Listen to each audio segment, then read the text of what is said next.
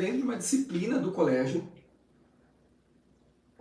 que no segundo ano começou a ter, e essa disciplina vai acompanhá-los até a terceira série do ensino médio, ou seja, até quando nós estamos falando isso. Saírem da escola, eles vão ter essa disciplina chamada Orientação e Prática de Estudo. E quando essa disciplina ela foi criada, né, quando eu desenhei essa disciplina, ela foi desenhada dentro de 3 momentos de um processo de aprendizagem, que a gente denominou de onde, como e por quê. Esses 3 pontos, onde, como e por quê, eles são fundamentais, porque é a partir deles que nós pensamos sobre o real processo de aprendizagem de todas as crianças. Só que é mais do que isso.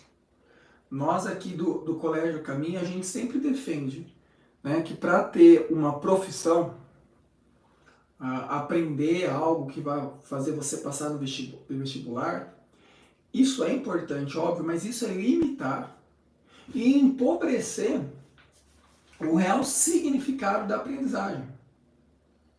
Aprender, mais do que tudo isso, é fazer a vida ganhar sentido, nossas atitudes corresponderem àquilo que nós acreditamos, ou seja, aos nossos valores, né? Aquilo que eu acredito é aquilo que eu faço e ponho em prática, e também, né, tudo aquilo que a gente faz profissionalmente e que a gente faz pessoalmente, busque um propósito que tenha a eternidade.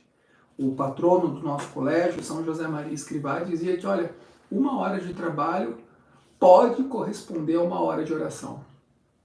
Se eu faço esse trabalho com amor, né? Se eu peço a proteção de Deus, se eu peço a intercessão de Deus naquilo que eu estou fazendo, então 1 hora de trabalho se torna 1 hora de oração. Por isso que nós estamos além dos outros colégios, porque nós estamos preocupados com essa questão que é fundamental, ou seja, há um ser humano antes de uma profissão. Há uma alma antes da materialidade. No sentido de pensarmos, olha, eu posso ser médico, eu posso ser engenheiro, eu posso ser arquiteto, eu posso ser qualquer coisa, né? Eu posso exercer qualquer profissão.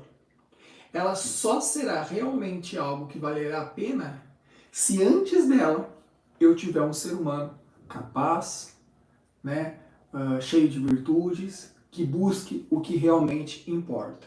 Do contrário, nós até teremos excelentes notas, mas teremos alunos reprovados na vida.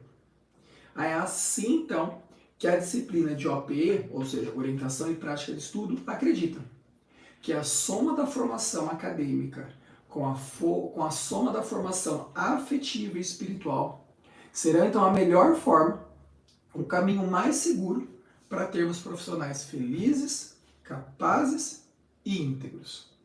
Então, a gente estruturou esse objetivo, essa máxima para a disciplina, e ela então vai acompanhar nossos alunos com seus 7, 8 anos, até os seus 17, 18 anos, quando saírem, com a graça de Deus, aqui do colégio. E começando, a gente precisa entender o onde. O primeiro ponto aqui que a gente vai bater é o onde. E aí eu convido a gente para parar e pensar um pouco. Onde meu filho estuda? Ele tem um lugar? Tem um espaço só dele? Ou ele estuda no meio da sala, com a televisão ligada, ou na cozinha, naquele entra e sai da cozinha, né, jogado em cima da cama, né, sozinho, sabe-se lá fazendo o quê? Veja, bom, onde ele estuda? Se você sabe as respostas disso, e essas respostas são, ele estuda na sala, ele estuda na cozinha, ele estuda dentro do carro enquanto está vindo para a escola, então talvez seja na hora da gente ajudar os nossos filhos. Existem algumas pesquisas dentro do campo da neurociência, principalmente da neurociência educacional, que vão mostrando que o cérebro de uma criança absorve e compreende melhor qualquer conteúdo quando o ambiente anota aí, claro e silencioso, limpo e organizado. E aí tem um termo que a gente vai bater muito da tecla: previsível e esteticamente agradável. O que é claro e silencioso? Não dá para eu querer que meu filho estude com a televisão ligada. Não dá para que eu querer que meu filho estude junto comigo no trabalho. Não dá para que eu queira que o meu filho tenha uma vida organizada se a minha casa é desorganizada, se eu como pai não guardo as coisas, se eu como pai não cobro primeiramente em mim essa organização, essa rotina. Se a casa está virada do avesso, há uma grande chance também dos nossos filhos estarem virados do avesso. Dizem que para arrumar o mundo, primeiro a gente tem que arrumar a nossa cama. Isso é real. Quando meu filho sai de casa, independentemente da idade, ele arrumou a cama dele ou aquela cama fica bagunçada ao longo do dia? Ah, mas não dá tempo, Matheus, é uma correria aqui em casa cedo. Tá, dou um passo para trás. Por que é uma correria a sua casa cedo? Porque ela já é desorganizada. Concorda? Ah, mas é que a gente acorda em cima da hora. Bom, então talvez tenha que acordar 20 minutos antes, meia hora antes. Ah, mas se eu acordar meia hora antes eu vou ficar cansado. Aí eu novamente pergunto, que horas que a casa vai dormir? Ah, cada um dorme no horário, eu vou dormir mais de meia-noite. Então, óbvio, automaticamente você vai tentar dormir o maior tempo possível naquilo que deveria ser hora para você estar acordado, que é a hora que amanheceu. Veja como no fundo as coisas elas não são complexas, elas são simples. A gente que vai criando empecilho para não encontrar a solução. Simples. Se eu quero que meu filho arrume a cama, então eu não posso acordá-lo 7 horas para entrar às 7h20 na escola. Eu tenho que acordá-lo 6h30. Eu acordo, ele levanta, ele escova o dente, toma café da manhã, sei lá qual vai ser a rotina dele. E ele arruma essa cama também. Então, veja, o momento tem que ser claro e silencioso, limpo e organizado e previsível. Tem que ter uma rotina. Horário para comer, horário para dormir, horário para fazer tarefa, horário para brincar. Ah, Matheus, aqui em casa não dá certo. Já tentou? Já colocou isso no papel? Isso dá trabalho. E para isso, talvez eu tenha que deixar de fazer coisas para me organizar para isso. Talvez eu tenha que deixar de ir em algum lugar no final de semana para que eu possa sentar com meu esposo, sentar com a minha família e discutir uma rotina familiar. E discutir essa rotina familiar é essencial para o próprio andamento da casa. Se eu tenho um filho mais velho, ele pode levar o lixo. Se eu tenho um filho mais novo, ele pode ajudar a mãe a recolher os pratos depois do café da manhã, por exemplo. Sei lá qual vai ser a logística de vocês. Mas veja, tudo que a gente está falando aqui, ela tem uma praticidade. É que a gente acaba complicando que no fundo é mais simples do que parece. E assim, automaticamente você pode dizer também, ah, Matheus, mas isso eu já sei. Eu sei que isso precisa acontecer, mas eu não consigo. É sempre isso. Ah, mas eu sei que meu filho precisa ter rotina, eu sei que precisa estudar, eu sei que precisa ter um quarto organizado, isso tudo eu sei. Então, tá, se você sabe, você não põe em prática, talvez aqui eu possa tentar ajudar um pouco. E isso é muito importante, primeira regrinha que a gente pode colocar enquanto eu estava pensando e discutindo isso. Veja a rotina da sua casa. Olha para a rotina da sua casa hoje. Como que ela é? Ou a rotina da casa que meu filho fica tarde, sei lá, na casa da avó, na casa do tio.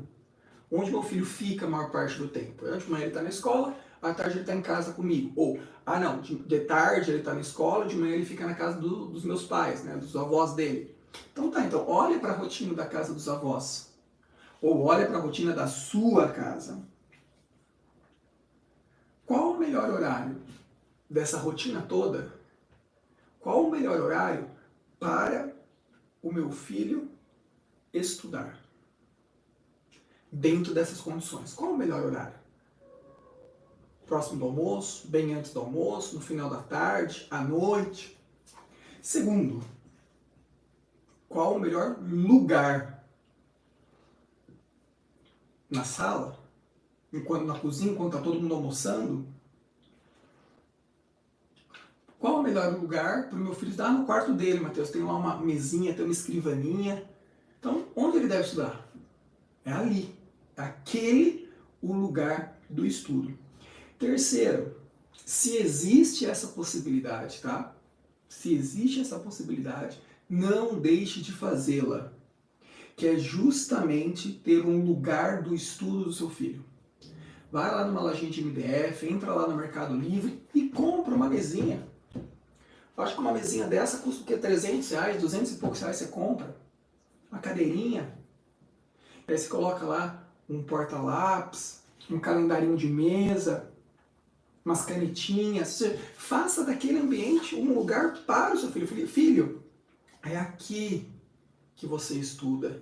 É este a sua mesa, o seu espaço, o seu escritório. E por que isso vai ser importante? Né? Por que o onde aqui nosso é tão importante? Porque, veja, as nossas crianças, por conta do excesso de telas, tá? O celular, televisão, mas principalmente o celular, a capacidade das crianças de prestarem atenção vem diminuindo ao longo dos anos. Há mais ou menos 60 anos atrás, uma criança ficava em média 45 minutos concentradas. Por isso que as aulas tinham essa duração também, de 45 a 50 minutos. Agora, uma criança fica em média 7 minutos prestando atenção. Então, se eu tenho hoje uma criança que fica basicamente 7 minutos prestando atenção, imagina como será essa atenção num ambiente desorganizado, imagina como será essa atenção num ambiente barulhento, imagine como será essa atenção num ambiente totalmente desorganizado. Se eu quero que o meu filho concentre, já é difícil ele se concentrar, eu como pai, eu como mãe, tenho que fazer todo o possível para que ele tenha a oportunidade de realmente se concentrar. E aí, eu tento construir esse ambiente. Ele vai estudar logo depois do almoço. Mas depois do almoço o irmão dele chega com os amigos. Olha, logo depois do almoço eu tenho que sair, que eu vou para a academia. Então talvez não seja esse o ambiente. O ambiente está de muito barulho, muito movimento em casa. Isso é uma coisa pessoal que eu tenho que olhar para minha casa, para minha rotina, se é que existe uma, e tentar organizá-la. Então, o onde está aí. O onde é o lugar, o onde é o tempo, né? O onde é meio que a base para que nós realmente tenhamos crianças que em algum momento vão entender que estudar é muito importante. Tá? Então, o onde matamos. O segundo ponto que vai ser importante é o que a gente chama de como. E esse como aqui, eu dividi ele em 3 comos. Como estudar, como acompanhar e como avaliar. Sempre a gente tende a falar para as crianças, né, que ela tem que estudar. Filho, você tem que estudar. Se você estudar, você não vai ser nada. Não faça como seu pai, estude. Não é assim? E aí ele vai para a escola, e na escola o que ele aprende? Que ele tem que estudar. A professora fala, olha, à tarde vocês têm que estudar. Né? Tem tarefa, vocês têm que fazer. E tudo isso tá certo, não tá errado.